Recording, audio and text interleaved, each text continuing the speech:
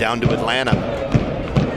Harry Shipp trying to get around a couple, shoulder to shoulder. That ball will roll out of bounds. Nice run by Shipp. He doesn't have the speed. A good idea, goal kick, Portland. Yeah, good from both players. I thought Shipp nice and positive. He's just trying to knock it into space and see that he has the speed to go on the inside and then use his strength. But Villafania, he was up to the task. And I think this preseason will be so important for Jorge Villafania. He obviously joined the Timbers mid-season towards the end of the season, and so it took him a little bit to find his legs, find his feet. Of course, he did very well, but the players started all late. 6 playoff games and did very well, did he not? Yeah, he's a man that you can put him in a situation. He's got the mental fortitude that nothing really throws him off. But for a player, you want to have that preseason Blanco. We saw that last year with him to be situated in Portland, have a full preseason under his belts. He just was so comfortable from the off. Bruin from McCrary, top of the box, brought down, but the ball's knocked away into the hands of Attinella. Bruin doesn't like it. I think that was a clean call. But Bwana getting around 2 men with the help of McCrary. It's a nice move, and just that touch in for Bruin coming across. Cascante gets sold a bit. It's Mabiala recovering in. It looked initially, he's gotten a foot in it. He's also gotten Bruin, but it looks as though there's enough contact on the ball that the referee's made the right decision. Will Bruin doesn't think so.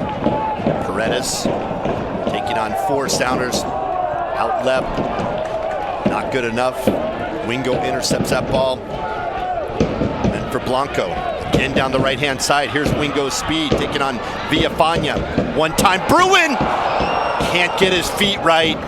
All the way to Valentine. Opportunity for Seattle in the 22nd. Well, they're finding their way down the right side, down the left-hand side, just these last couple minutes. What you would say, it was a good run. It was a decent enough ball, but maybe slightly behind Bruin. And whether to see it again, is that Bruin getting into the space a little bit too early? Should he be delaying his run? He maybe feels he's got the run on his defender. But if that ball is just a couple of inches ahead of Bruin, whether it's his run or the ball, you would think that Bruin would have sight of goal, not having to worry about his feet. Shipp 1-2 with Bruin, now out wide to Bwana, taking on Valentine. Had an opportunity. Valentine shuts him down, out for a corner kick, Seattle's first of the evening. Let's take a look at the cross by Wingo to Bruin, Ross. Well, it's a lovely ball into space, and Wingo just trying to get across it, trying to lay it into the path of Bruin. A little bit difficult to see, was it behind him, but Cascante, you could see, he was trying to track Bruin as much as he could, get enough of a body leaning on him. Handwala Bwana to take Seattle's first corner of the evening. 5 in the box for Seattle. Floats it back post. Knocked around. Should be and will be cleared by Guzman. McCrary with Valeri on his back. Does what he can. Seattle cleans up, controls the ball here, 0-0 in the 23rd.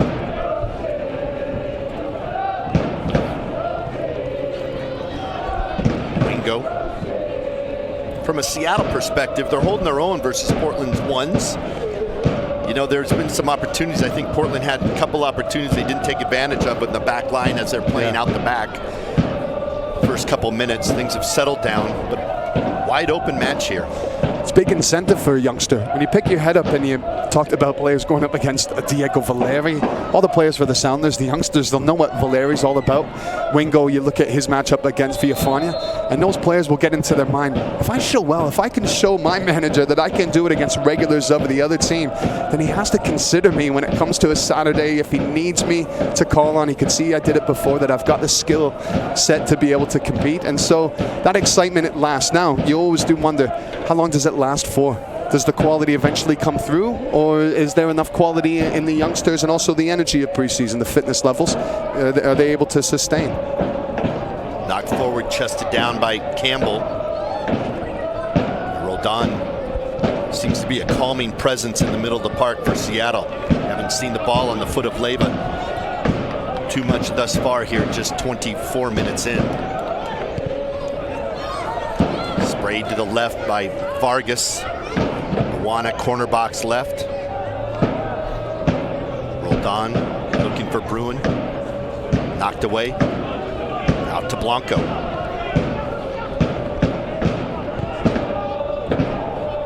Milano Switches sides to Valentin.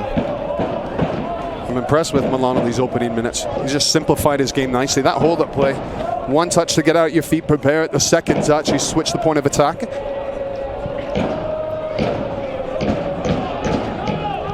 Villafana back to Attinella. Jake, what was more impressive in 2017? Valeri's 9 consecutive goals, 9 matches with a goal, or his 7 game-winning goals?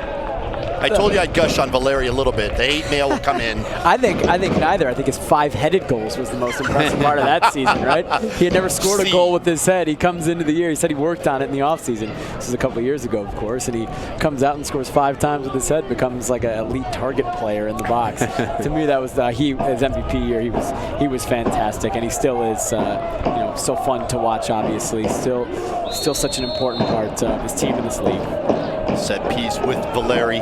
Boy, he just blew out my question, didn't he, Ross? Get to your answer in a second. I was willing to give you a straight-up answer, but I do like Jake's. Brought in, deflected.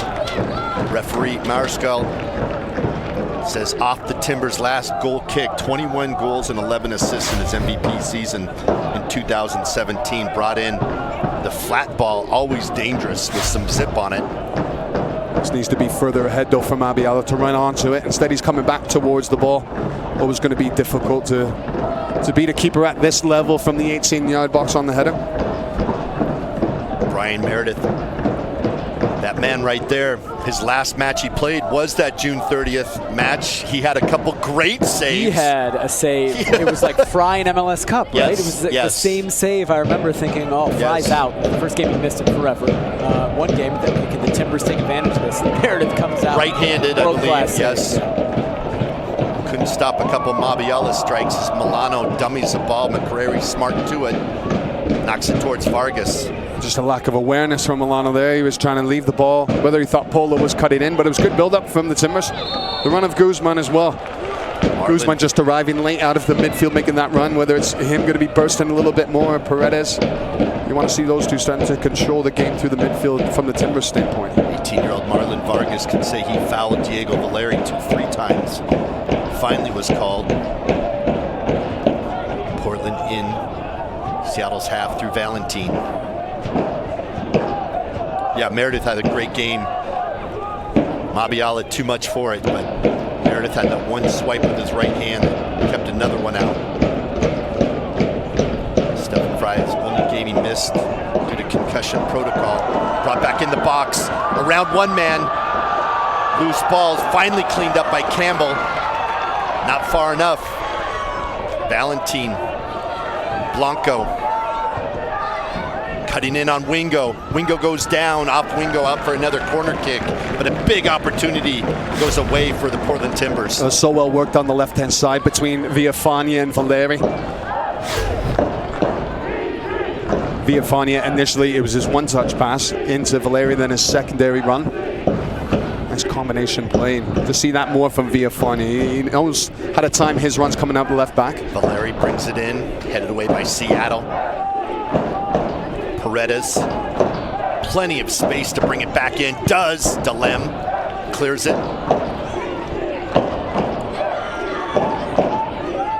Seattle tries to bring it out through Wingo.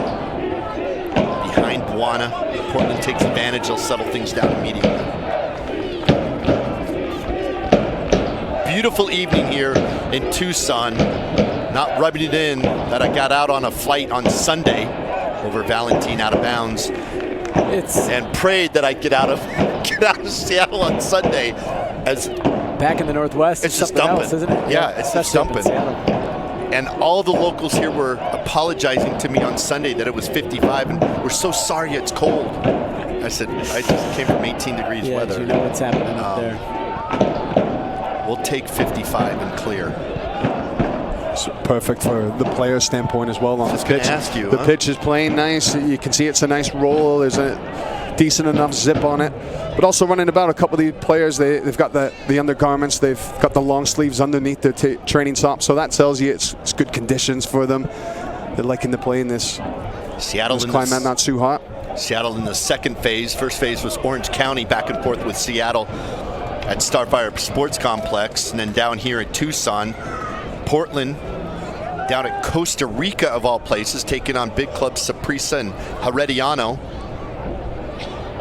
But it's so obvious to go to these places, you know, decent weather, get these guys running, and you know, the pitches, to your point, Ross, the pitch isn't a concern here. I always think for the players, they should never be saying, "Oh, I love preseason." It's not the way it should be. When chatting to both managers for the Portland Timbers and for Seattle Sounders, they say, look, it needs to be a grind, and the grind physically for the players, but we got to do everything right around it. So the travel, the accommodation, the food, the training pitches, they need to be right. They shouldn't have to worry about that. Should be worried about getting their bodies right. Can Milano find a couple guys back post? Can't get through Delem. Campbell to clean it up. Knocked out of bounds by Portland. And Blanco for a throw-in to bail out Sounders on that back line. He's getting himself turned forward, Milano, a few times now. He's just finding nice little gaps down the sides of defenders and looking to get forward and get to goal. Well, your point, when's it going to happen? But Milano's talent showing up here in the 30th, 25, 30th. He looks better.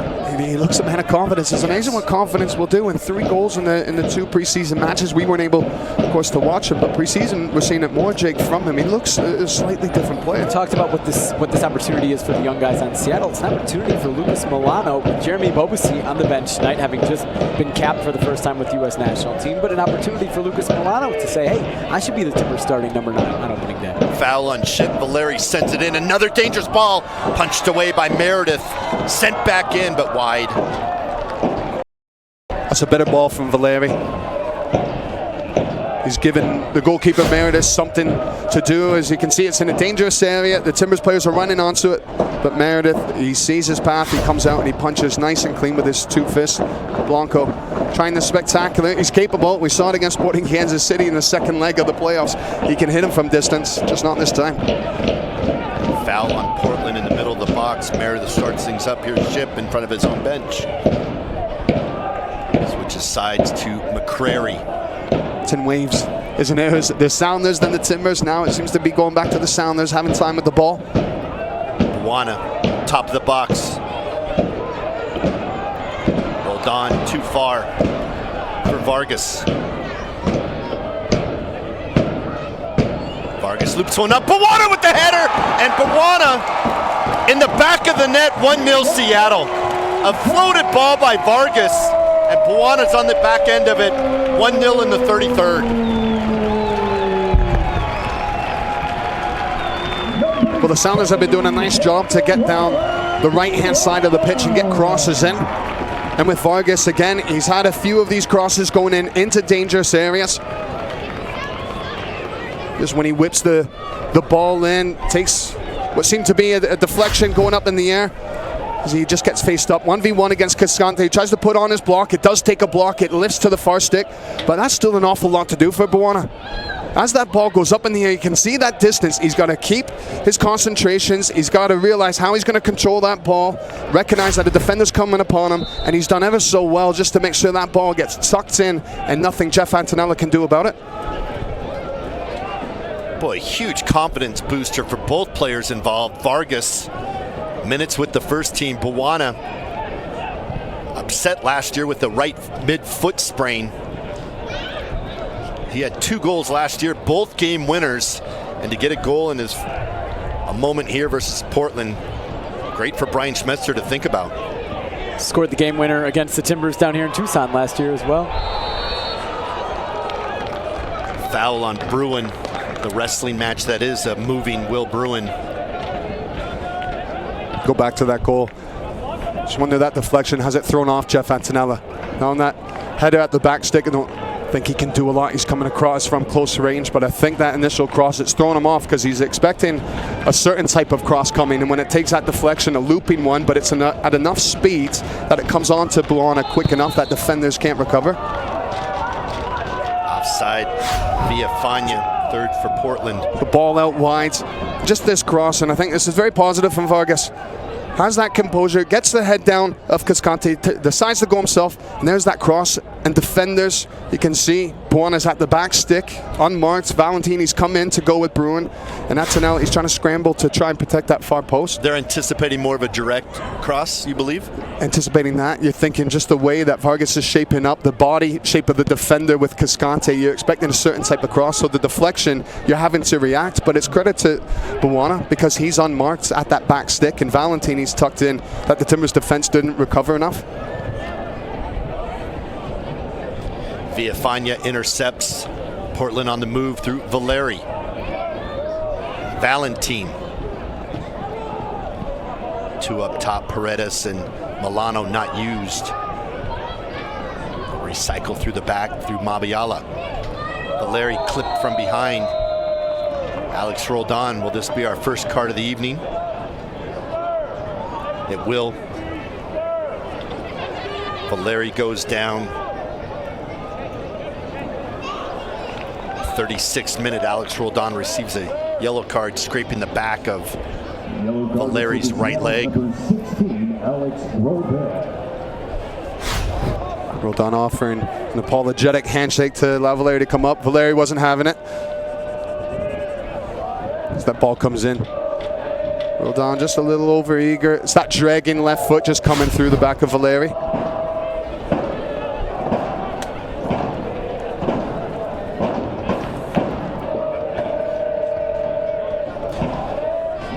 Game prior to this, we'll wait for Valeri before I tell you about a couple red cards I saw prior to this match. Valeri, another great ball, sent in, loose ball. Foul on Portland. Mariscal saw something, possibly on Mabiala. Big man up front. Brian Meredith takes immediately. Two red cards in the match previous, and Sporting KC in Houston. Romel Kyoto, a red card for a straight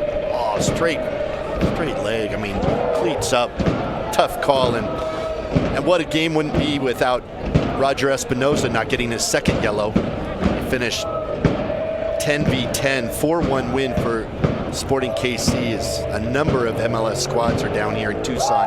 Beautiful fields, beautiful weather. Why not bring your MLS squad down south to prepare for the season?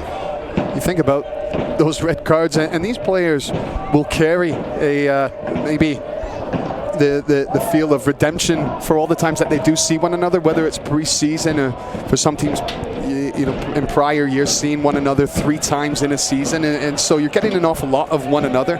And so if a tackle goes in at some point and you're on the receiving end, you just log that and you think, right, I'll have my chance because I know I'll come up against you today. And not to say that's happened, but there has been chippiness in this preseason, and you just wonder if that's a carryover from prior occasions and prior coming togethers. Those two teams are closer to starting play also. Yeah. They start CCL next week, so this tonight was Houston and Kansas City's kind of final tune-up before their season really starts. They've been in preseason a little longer. It's been pretty cordial and tame tonight, as you'd hope in the preseason. Sure. And then to your point, Ross, you can also remember this in May and April, May, and June at Providence Park or with their Children's Mercy Park when Houston comes to town. Cuts the corner. Is it a PK? It is a PK. Brought down. Delem says it was outside the box. It wasn't. Referee Mariscal calls it PK. Well, he's certainly not arguing Delem about there being a foul. He's arguing where the spot is. That initial contact, it's close. Now Andy Polo, he continues his run into the box, but you need to look at that initial contact. When I saw it initially, I thought that Delem may have an argument slightly outside of the box. There definitely is contact. It's a nice run from Polo getting in behind. There's video review down here as well, we should say, in Tucson, so they can look at this. It looked like initial contact maybe just outside. The line slightly is inside, correct? So it did look, and maybe there is a conversation here. Fotis Bazakos is the video assistant referee, and Mariscal might be having a conversation as we speak. We'll see another replay. Just look, when Andy Polo goes beyond, watch the right foot of Jody Delem. Now he's putting his body in. Now when it comes across, it's his left foot actually catching the right foot of Andy Polo. And that for me is outside. Now Andy Polo, he continues his run and he falls inside, but that is enough that it's outside of the box that it should be a free kick. And Jonathan Campbell saying that to referee Mariscal. how about have a conversation? Can we look at this? And Mariscal saying it's my call, and the call stands. Diego Valeri up to take this on Brian Meredith here in the 40th minute to knot this match at 1. Whistle blown. Valeri steps back of the net. 1-1. Meredith goes the right way to his left, but Valeri's class gets it by him, and it's 1-1 in the 40th. As well to keep his concentration, Valeri. Just with the Sounders players getting around the referee, there's a little bit extra time for Valeri to think about his spot kick.